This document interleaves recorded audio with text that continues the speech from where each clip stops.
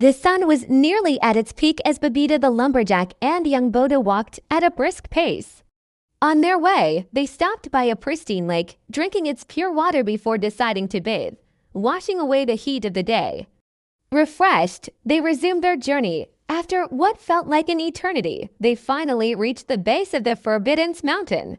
Gazing up, they saw the summit looming over 1,500 meters high. Despite the daunting task, the two scouts pressed on. Young Bodo showed incredible stamina, which impressed Babita. The teenager reminded the old lumberjack of himself at that age. Just a few more meters and they would conquer the peak. "Wait," Babita whispered, stopping the youngster. "I felt something moving on the other side of the cliff." His voice was certain. "Trail me and only move when I do," he commanded, and Bodo obeyed without question. Babita began to crawl like a lizard, each movement precise and delicate, with Bodo mirroring him perfectly. Soon, they reached the summit. "Wait," Babita ordered once again. He crawled to the opposite edge, peered down, and saw a massive crater set in a landscape of tall green grass. He stood up and said to the boy, "Follow me, brave lad."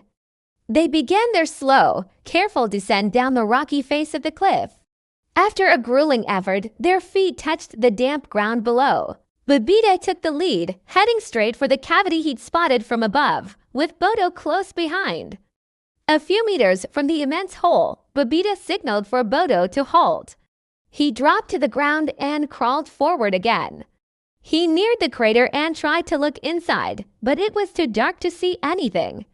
"I need fire," Babita whispered to Bodo, "but I don't know how to make it." The young warrior surprised him. "But I have matches with me. How come?" Babita asked. "I am a smith," Bodo explained. "I'm always making fire, so I carry matches everywhere." He reached into his pocket and pulled out a small box of sticks, handing it to the lumberjack.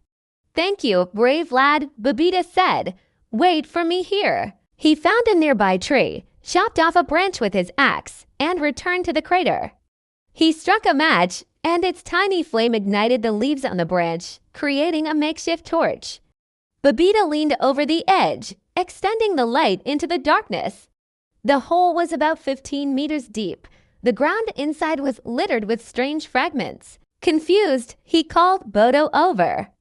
"Young lad, come closer. Look at the bottom." "What are those broken pieces?" Bodo crawled to the edge, squinted into the crater, and his eyes widened. "But this is a bird's fractured shell," he replied with certainty. Babita froze, the realization hitting him like a thunderclap. He stared at the boy, finally understanding where they were. His voice, once a whisper, was now a terrified roar. "Young lad, run, run, run, run away."